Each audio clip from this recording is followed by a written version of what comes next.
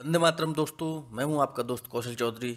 दोस्तों, आज देखते हैं दो शुद्ध देसी एसयूवी की तुलना। रतन टाटा जी की नई गैंडा छाप सफारी यानी कि काजीरंगा एडिशन और आनंद महिंद्रा जी की एक्सयूवी 700। क्या टाटा की काजीरंगा एडिशन में मिलने वाले फीचर्स एक्सयूवी को चुनौती दे सकते हैं? यह आज हम आपको दिखाएंगे। लेकिन सिर्फ उतना ही नहीं, रतन जी और आनंद जी के तत्व ज्ञान में कितना फर्क है और उसका गाड़ियों पर क्या असर हुआ है, ये भी हम आज आपको दिखाएंगे। एक ने खुद से इंजन बनाने का फैसला लिया था दोस्तों, दूसरे ने फिएट से खरीदा है। एक ने लैंड रोवर की चेजिस इस्तेमाल की है तो दूसरे ने इन हाउस चेजिस विकसित की हैं दोस्तों। एक गाड़ी में सिर्फ लोगो प्रताप बोस ने डिजाइन किया है और दूसरी में लोगों के सिवाय सब कुछ प्रताप बोस ने डिजाइन किया है। ऐसी ढेर सारी दिलचस्प बातों पर आज हम गौर करेंगे और उनका नतीजा क्या हुआ है यह आपको दिखाएंगे। तो चलिए शुरू करते हैं कार कंपेरोज के अंदाज में सफारी काजीरंगा वर्सेस एक्सयूवी 700 की कंपैरिजन वीडियो। इस वीडियो के शुरुआत में हम आपको सफारी काजीरंगा की कुछ ऐसी खूबियां दिखाएंगे जो एक्सयूवी में मौजूद नहीं है, मगर इस वीडियो के आखिरी हिस्से में हम आपको एक्सयूवी की भी कुछ ऐसी खूबियां दिखाएंगे जिनका मुकाबला सफारी नहीं कर पाती है दोस्तों। तो दोस्तों चलिए शुरुआत करते हैं कीमत और फीचर्स से। दोनों गाड़ियों के diesel automatic front wheel drive models की तुलना करेंगे क्योंकि सफारी में कोई ऑल व्हील ड्राइव मॉडल उपलब्ध नहीं है।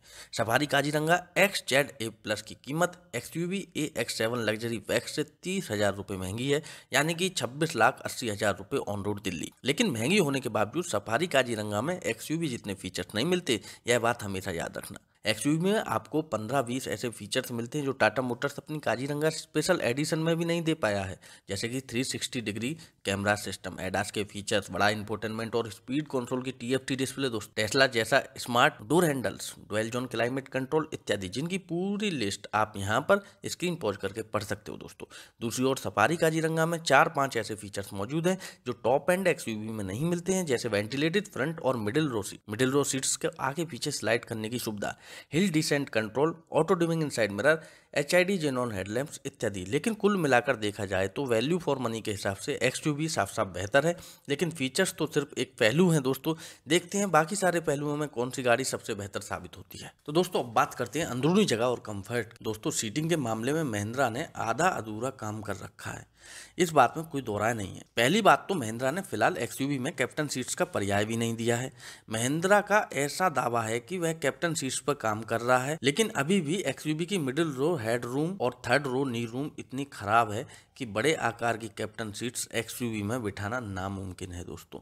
दूसरी ओर सफारी की कैप्टन सीट्स जो साइड वेलोसिटी देती हैं वह मोड़ों पर वाकई में बहुत आरामदायक साबित होती हैं, क्योंकि वह यात्रियों को अपनी जगह पर बनाए रखती हैं।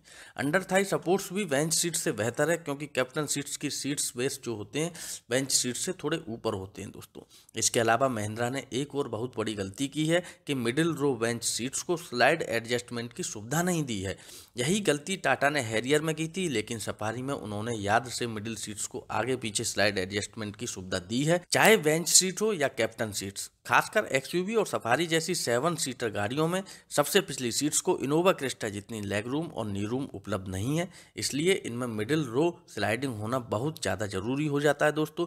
थर्ड रो में बिठाए गए यात्रियों को 1-2 इंच भी ज़्यादा नी रूम मिल जाएगी तो उनका डिस्कम्फर्ट काफ़ी हद तक कम हो जाता है। नतीजा यहाँ पर ऐसा होता है कि सफारी में 5 फुट 10 इंच कद का यात्री कम से कम थर्ड रो में घुस तो जाता है, जबकि एक्सयूवी में वही यात्री बैठ नहीं पाते, क्योंकि ना उनको पर्याप्त लेग रूम मिलता है और ऊपर से हेड रूम भी सफारी जितना नहीं मिलता। तो दोस्तों महिंद्रा जल्द ही स्लाइडिंग की सुविधा और कैप्टन सीट्स एक्सयूवी में ले आएगा, ऐसी बात का हमें पूरा यकीन है। इसलिए जल्दबाजी ना करें दोस्तों एक्सयूवी बुक करने में। वैसे भी महिंद्रा की सारी नई गाड़ियों में लॉन्च के बाद 6-8 महीने तक ढेर सारे बिगाड़ पाए जाते हैं, यह हम सब ने KUV और TUV में देखा हुआ है। तो भले ही 6 महीने बाद महिंद्रा अपनी एक्सयूवी की कीमत 50,000 से बढ़ाएगा, यह हम जानते हैं, लेकिन कम से कम गाड़ी के आधे अधिक बिगाड़ भी सुधार लेगा और 2-3 जरूरी फीचर्स भी ले आएगा। इस बात को याद रखना दोस्तों अब बात करते हैं सेफ्टी फीचर्स की। दोस्तों पिछले 2-3 सालों में टाटा मोटर्स ने अपने गाड़ियों की सेफ्टी पे जो खास ध्यान देना शुरू किया है उसको वाकई में दाद देनी पड़ेगी। सफारी और एक्सयूवी की तुलना में यह बात साफ साफ दिखाई देती है दोस्तों। क्रैश टेस्ट में एक्सयूवी ने अपने आप को साबित कर दिया है, मगर सफारी की एनकैप रेटिंग भी 5 स्टार आएगी, इस बात में कोई संदेह नहीं है। सफारी के बेस मॉडल से आपको ESP ट्रैक्शन कंट्रोल सिस्टम और हिल होल्ड जैसे अनिवार्य सेफ्टी फीचर्स मिलते हैं। ESP सिस्टम मोड़ लेते वक्त और पिकअप लेते वक्त आपके गाड़ी के पहियों को फिसलने से बचाती है। वहीं hill hold system underground parking या फ्लाईओवर जैसे तीव्र ढलान पर आपको गाड़ी के पीछे खिसकने से बचाती है।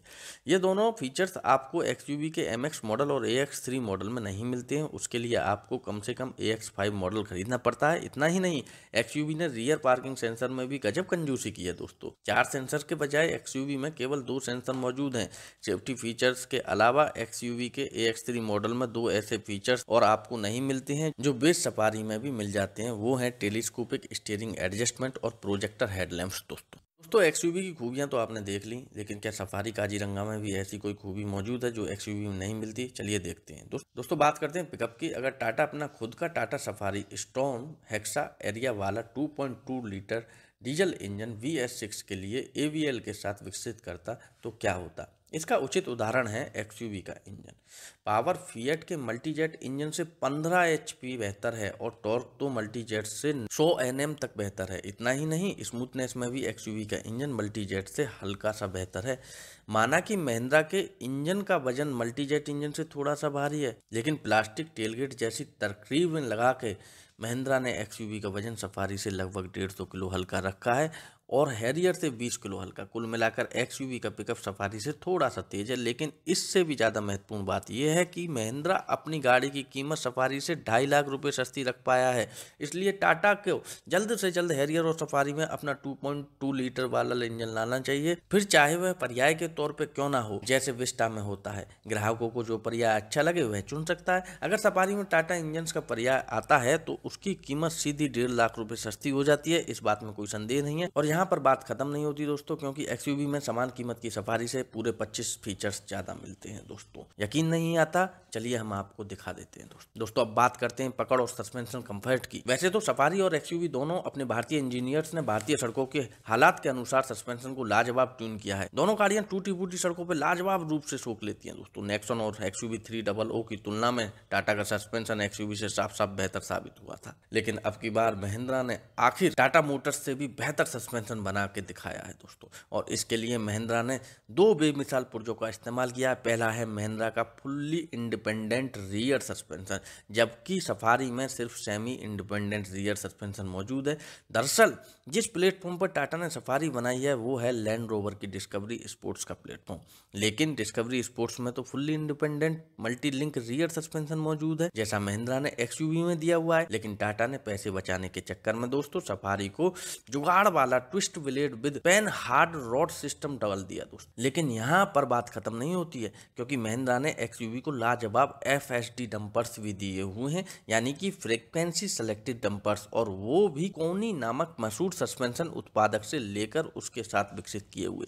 जीप कंपास में भी वही डंपर्स मौजूद हैं, लेकिन वो भी XUV से एक जनरेशन पुराने। अब इस सबसे नतीजा ये है कि मोड़ों पर XUV सफारी से थोड़ी सी बेहतर पकड़ और नियंत्रण बनाते रखती है दोस्तों। माना कि सफारी की हाइड्रोलिक स्टीयरिंग XUV के इलेक्ट्रॉनिक स्टीयरिंग से बेहतर फील और फीडबैक देता है, लेकिन XUV ज्यादा चुस्ती फुर्ती से दिशा बदल करती है, इस बात में कोई संदेह नहीं है। इतना ही नहीं, XUV गड्ढों और स्पीड ब्रेकर्स को भी सफारी से बेहतर सूख लेती है। खासकर पिछली सीट्स पर बैठे यात्रियों को सफारी में XUV से ज्यादा झटके महसूस होते हैं, लेकिन फर्क सिर्फ 19-20 का है, क्योंकि सफारी का सस्पेंशन कंफर्ट खुद इस श्रेणी की अधिकतर गाड़ियों से बेहतर है। तो दोस्तों यहाँ पर बस इतना याद रखना कि लैंड रोवर की चेजिस लाने से अपने आप सारे डायनामिक्स सुधर नहीं जाते हैं। एक शुद्ध देसी चेजिस भी उससे बेहतर राइड और हैंडलिंग दे सकती है।